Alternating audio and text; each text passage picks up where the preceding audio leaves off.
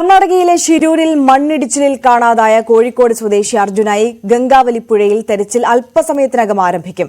ട്രക്കിന്റെ സ്ഥാനം കൃത്യമായി കണ്ടെത്താൻ നാവികസേനയുടെ നേതൃത്വത്തിൽ സോണാർ പരിശോധനയാണ് നടക്കുക. തെരച്ചിലിനായി കാർവാറിൽ നിന്നുള്ള നാവികസേനാംഗങ്ങൾ ഗംഗാവലി തീരത്തെത്തി. അർജുന്റെ കുടുംബാംഗങ്ങൾ ഷിരൂരിൽ എത്തിയിട്ടുണ്ട്. ഷിരൂരിൽ നിന്ന് KV ബൈജു നമുക്കൊപ്പം ചേരുകയാണ്. ബൈജു, ഇപ്പോൾ സേനാംഗങ്ങൾ അവിടെ എത്തിയിരിക്കുന്നു. തെരച്ചിൽ അല്പസമയത്തിനകം തുടങ്ങാൻ കഴിയുമെന്നുള്ളതാണ് മനസ്സിലാക്കുന്നത്. ഇന്നത്തെ തിരച്ചിലിന്റെ ഒരു ഗതി, അവരുടെ പ്രധാനപ്പെട്ട പദ്ധതികൾ അത് ഏത് തരത്തിലായിരിക്കും?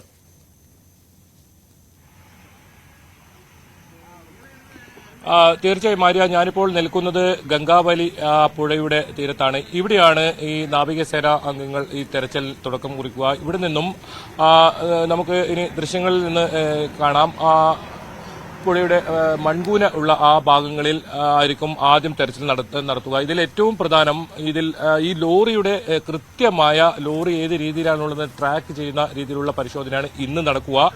അതിനുശേഷം മാത്രമേ മുങ്ങൽ വിദഗ്ധരെ ഉപയോഗിച്ചുകൊണ്ടുള്ള ഈ ലോറിയുടെ അകത്ത് കയറി ക്യാബിനകത്ത് അർജുൻ ഉണ്ട് എന്ന നേരത്തെ ഉള്ള ഒരു നിഗമനം അത് പരിശോധിക്കും. അതാണ് ഏറ്റവും പ്രധാനം, ഏറ്റവും നിർണായകമാകുക. ഒരു പക്ഷേ ഇന്ന് ഉച്ചയ്ക്ക് ശേഷമായിരിക്കും അത്തരത്തിലുള്ള പരിശോധനയിലേക്ക് കടക്കുക. ഇന്ന് തുടക്കത്തിൽ നമുക്ക് ദൃശ്യങ്ങളിൽ കാണാം, ഇപ്പോൾ വലിയ തോതിൽ നീരൊഴുക്ക് ഈ പുഴയിൽ കുറഞ്ഞിട്ടുണ്ട്. അത് തന്നെ ഈ ദൌത്യത്തിന് വലിയ പ്രതീക്ഷ പകരുന്നുണ്ട്.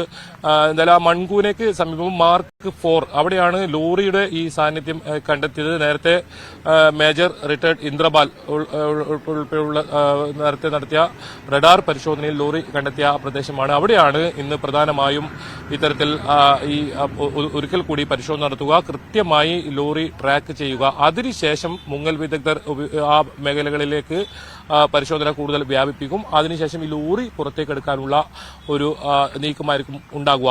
എന്തായാലും അല്പസമയത്തിനകം തന്നെ ഇത് സംബന്ധിച്ച് തെരച്ചിൽ തുടരുമെന്നാണ് നമുക്ക് വിവരം ലഭിക്കുന്നത്. ഏതായാലും നേവിയുടെ സംഘങ്ങൾ ഇവിടെ എത്തിയിട്ടുണ്ട്. അവർ അല്പസമയത്തിനകം തന്നെ മറ്റ് സജ്ജീകരണങ്ങൾ കൂടി ഇനി വരേണ്ടതുണ്ട്.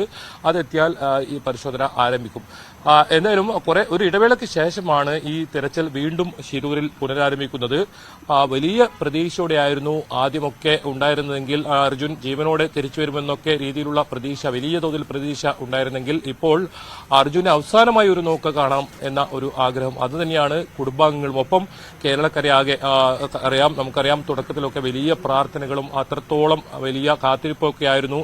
അതിനെല്ലാം വിരാമം വിട്ടുകൊണ്ട് ഇപ്പോൾ ദിവസം 29 ആയിരിക്കുന്നു അർജുനെ കാണാതായിട്ട്. അതുകൊണ്ട് തന്നെ ഏത് അവസ്ഥയിലായിരിക്കും ഈ ക്യാബിനകത്ത് ഉണ്ടെങ്കിൽ തന്നെ അത് അർജുന്റെ നമുക്ക് ഊഹിക്കാവുന്നതുള്ളൂ. എന്തായാലും ഇനി ലോറിയുടെ ക്യാബിനകത്ത് അഥവാ അർജുൻ ഇല്ലെങ്കിൽ നമ്മൾ ദൃശ്യങ്ങളിൽ കാണുന്ന ഈ മൺകൂന, ആ മൺകൂനയ്ക്ക് അവിടുന്ന് മാറ്റേണ്ടി വരും. അതിനുള്ള സംവിധാനങ്ങൾ ഉൾപ്പെടെ ഇവിടെ എത്തിക്കേണ്ടി വരും. എന്തായാലും അത്തരം കാര്യങ്ങളിലേക്ക് പിന്നീടായിരിക്കും കടക്കുക. പ്രാഥമികമായ ഈ പരിശോധനയിൽ കൃത്യമായി ലോറി ട്രാക്ക് ചെയ്യുക, അതാണ് നേവിയുടെ നീക്കം. അതിനുശേഷമായിരിക്കും മുങ്ങൽ വിദഗ്ധരൊക്കെ ഉപയോഗിച്ചുകൊണ്ടുള്ള വ്യാപകമായ തിരച്ചിൽ നടക്കുക. എന്തായാലും ഇടവേളയ്ക്ക് ശേഷം ഈ തിരച്ചിൽ ആരംഭിക്കുന്നു എന്ന് തന്നെയാണ് ഏറ്റവും പ്രധാനം.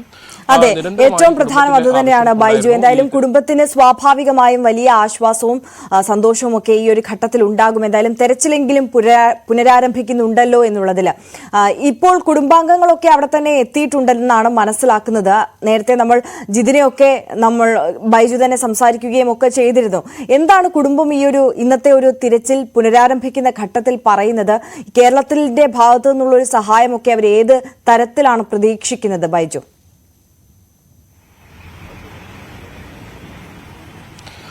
തീർച്ചയായും കുടുംബം വലിയ പ്രതീക്ഷയിൽ തന്നെയാണ്. ജിതിനും അതുപോലെ തന്നെ അർജുന്റെ സഹോദരനുമാണ് ഇപ്പോൾ ഇവിടെ എത്തിയിട്ടുള്ളത്. അവർ വലിയ പ്രതീക്ഷ പങ്കുവെക്കുന്നുണ്ട്. ഏതായാലും ഈ പുഴയുടെ നീരൊഴുക്കൊക്കെ വലിയ തോതിൽ ഉണ്ടായിരുന്നതുകൊണ്ടാണ് ഈ തിരച്ചിൽ നടത്തിയത്. ഏതായാലും പുനരാരംഭിച്ചതിൽ അവർ വളരെ സന്തോഷം പ്രകടിപ്പിക്കുന്നുണ്ട്. എന്തായാലും ഈ നേരത്തെ സൂചിപ്പിച്ചതുപോലെ തന്നെ ലോറി കണ്ടെത്തി അതിനകത്ത് ക്യാബിനകത്ത് അർജുൻ ഉണ്ടാകും എന്ന ഒരു വലിയ പ്രതീക്ഷ തന്നെയാണ് അവർ നമ്മോടൊപ്പം പങ്കുവച്ചത്.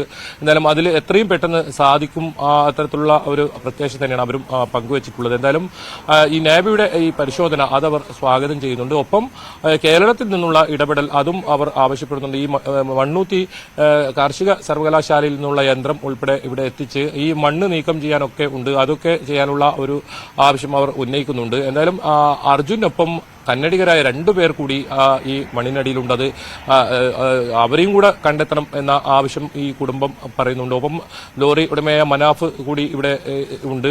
അദ്ദേഹം പറയുന്നത് തന്നെ നമുക്ക് ലോറി അല്ല പ്രധാനം, അതിനപ്പുറം അർജുനെ കണ്ടെത്തുക എന്നതാണ്. ആ ഒരു ലക്ഷ്യം തന്നെയാണ് അവർ പറയുന്നത്. അത് എത്രയും പെട്ടെന്ന് ഉണ്ടാകും എന്ന വലിയ പ്രതീക്ഷയും അവർ പങ്കുവെക്കുന്നുണ്ട്. എന്തായാലും ഈ ജില്ലാ ഭരണകൂടം അല്പം വൈകിയാണെങ്കിലും ഇപ്പോൾ ഈ തീരുമാനമെടുത്തതിൽ അവർ സ്വാഗതം ചെയ്യുന്നുണ്ട്. ഇന്നലെ കാർവാറിൽ ചേർന്ന ഉന്നതതല യോഗത്തിലാണ് ഇത്തരത്തിൽ വീണ്ടും തിരച്ചിൽ ആരംഭിക്കാനുള്ള ഒരു തീരുമാനം വന്നത്. അതിന് മുന്നോടിയായി നാവികസേനയുടെ ഉദ്യോഗസ്ഥർ ഇവിടെ എത്തി പുഴയുടെ അടിയൊഴുക്കൊക്കെ പരിശോധിക്കുന്ന സാഹചര്യം ഉണ്ടായിരുന്നു. 4 നോട്ട്സിൽ കുറവാണ് നിലവിൽ ഇപ്പോൾ ഈ പുഴയുടെ നീരൊഴുക്ക്. അതുകൊണ്ട് തന്നെ വളരെ അനുകൂലമായ ഒരു സാഹചര്യം നമുക്ക് ദൃശ്യങ്ങളിൽ നിന്ന് തന്നെ കാണാം. ഈ കാലാവസ്ഥ വളരെ അനുകൂലമാണ്. നല്ല വെയിൽ ഉള്ള കാലാവസ്ഥയാണ്. കഴിഞ്ഞ 4-5 ദിവസങ്ങളായി ഈ പ്രദേശത്ത് മഴ പെയ്തിട്ടില്ല. അതുകൊണ്ട് തന്നെ ഈ പുഴയുടെ നീരൊഴുക്ക് ഇപ്പോൾ നല്ല രീതിയിൽ കുറഞ്ഞിട്ടുണ്ട്. പക്ഷേ ഭാവിയിൽ ഏതെങ്കിലും തരത്തിൽ കാലാവസ്ഥ മാറുകയും വലിയ തോതിൽ മഴ ഉണ്ടാകുകയും ചെയ്യുന്ന സാഹചര്യം ഉണ്ടായാൽ അത് ഈ പുഴയിൽ വലിയ തോതിലുള്ള നീരൊഴുക്ക് ഉണ്ടാകാനുള്ള ഒരു സാധ്യതയുണ്ട്. അത് തിരച്ചിൽ പിന്നീട് വലിയ പ്രതികൂലമായും ബാധിക്കും.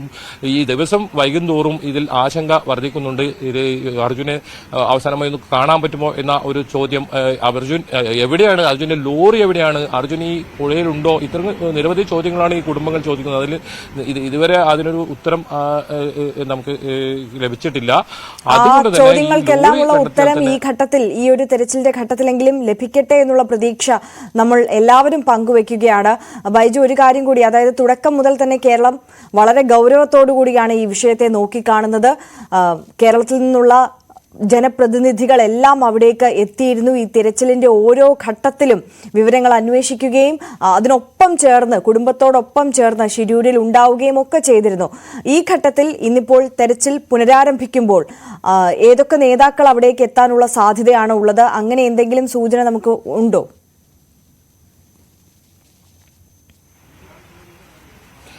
തീർച്ചയായും മഞ്ചേശ്വരം MLA AKM അഷറഫ് എത്തിയിട്ടുണ്ട്. അദ്ദേഹം അല്പസമയത്തിനകം ഇവിടെ എത്തുമെന്നാണ് ജിതിൻ ഉൾപ്പെടെ സൂചിപ്പിച്ചത്. മറ്റ് നേതാക്കൾ MK രാഘവൻ MP ഉൾപ്പെടെയുള്ള നേതാക്കൾ വരും ദിവസങ്ങളിൽ ഇവിടെ എത്തുമെന്നാണ് അറിയിച്ചിട്ടുള്ളത്.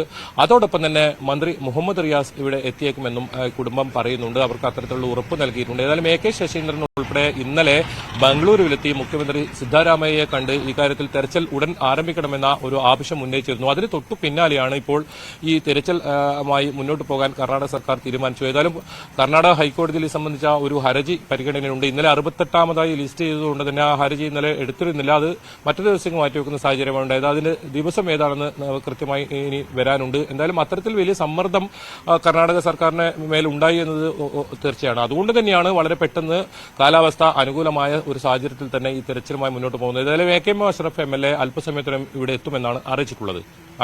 തീർച്ചയായും KV ബൈജു ആണ് ഷിരൂരിൽ നിന്ന് തത്സമയം നമുക്കൊപ്പം ചേർത്തത്. എന്തായാലും ഗംഗാവലി പുഴയിൽ അല്പസമയത്തിനകം തന്നെ തെരച്ചിൽ ആരംഭിക്കും. സേനാംഗങ്ങളൊക്കെ അവിടേക്ക് എത്തിയിട്ടുണ്ട്. തെരച്ചിൽ ആരംഭിക്കുന്ന സമയത്തേക്ക് നമുക്ക് ബൈജുവിലേക്ക് മടങ്ങിയെത്താം.